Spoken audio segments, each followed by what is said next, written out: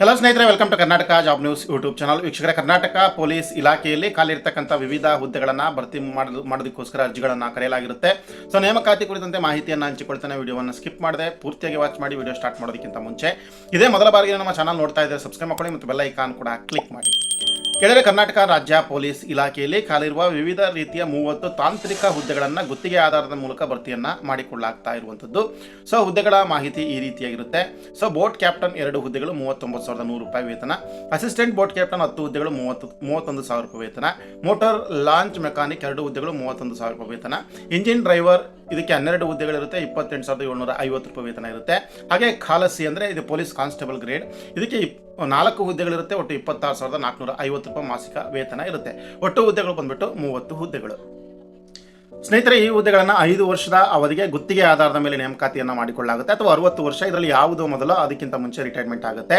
ಅಂದರೆ 5 ವರ್ಷ ಅವಧಿಗೆ ಇದನ್ನು ಗುತ್ತಿಗೆ ಆಧಾರದ ಮೇಲೆ ನೇಮಕಾತಿಯನ್ನು ಮಾಡಿಕೊಳ್ಳಬಹುದಾಗಿರುತ್ತೆ. ಆಸಕ್ತ ಅಭ್ಯರ್ಥಿಗಳು ದಿನಾಂಕ 6/6/2026 ಒಳಗಾಗಿ ಈ ಒಂದು ಅರ್ಜಿ ನಮೂನೆಯನ್ನು ತುಂಬಿ ಅದಕ್ಕೆ ಅಗತ್ಯ ಡಾಕ್ಯುಮೆಂಟ್ಸ್ಗಳನ್ನು ಎನ್ಕ್ಲೋಸ್ ಮಾಡಿ ನೀವು ಕೊನೆಯ ದಿನಾಂಕದ ಒಳಗಾಗಿ ಅರ್ಜಿಯನ್ನು ನಿಗದಿಪಡಿಸಿರ್ತಕ್ಕಂಥ ಒಂದು ವೆನ್ಯೂಗೆ ಅಂದರೆ ಸ್ಥಳಕ್ಕೆ ಕಳುಹಿಸಿಕೊಡಬೇಕಾಗುತ್ತೆ. ಪೋಸ್ಟಲ್ ಅಥವಾ ಡೈರೆಕ್ಟ್ ಆಗಿ ಕೂಡ ನೀವು ಕಳುಹಿಸಿಕೊಡ್ಬೋದಾಗಿರುತ್ತೆ. ಸೊ ಆಸಕ್ತ ಅಭ್ಯರ್ಥಿಗಳು ಇದಕ್ಕೆ ಸಂಬಂಧಪಟ್ಟಂತೆ ಇದಕ್ಕೆ ಏನು ಕ್ವಾಲಿಫಿಕೇಷನ್ ಬೇಕು, ಅರ್ಜಿಯನ್ನು ಸಲ್ಲಿಸ್ತಕ್ಕಂಥದ್ದು ಹೇಗೆ, ಇನ್ನಿತರ ಹಲವಾರು ಮಾಹಿತಿಗಳನ್ನು ನೋಡಬೇಕು ಅಂತಂದರೆ ನೀವು ಈ ರೀತಿಯಾಗಿ ಮಾಡಿ. ಸ್ನೇಹಿತರೆ, ನೀವು ಮಾಡಬೇಕಾಗಿರುವಂಥದ್ದು ಇಷ್ಟೇ. ನಿಮ್ಮ ಮೊಬೈಲಲ್ಲಿ ಗೂಗಲ್ ಸರ್ಚ್ ಅಥವಾ ಕ್ರೋಮ್ ಸರ್ಚ್ಗೆ ಹೋಗಿ ಸರ್ಚ್ ಬಾರಲ್ಲಿ ನೀವು spardhadeepa.com ಅಂತೇಳಿ ಟೈಪ್ ಮಾಡಿ.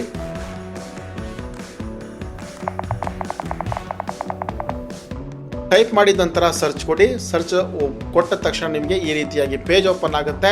ಸೊ ಇದರಲ್ಲಿ ಈ ಒಂದು ನೇಮಕಾತಿಯ ಜೊತೆಗೆ ಇನ್ನೂ ಹಲವಾರು ಇತ್ತೀಚಿನ ನೇಮಕಾತಿಗಳ ವಿವರಗಳು ಕೂಡ ಸಿಗುತ್ತೆ. ಅದನ್ನು ಸಂಪೂರ್ಣವಾಗಿ ಓದ್ಕೊಳ್ಳಿ.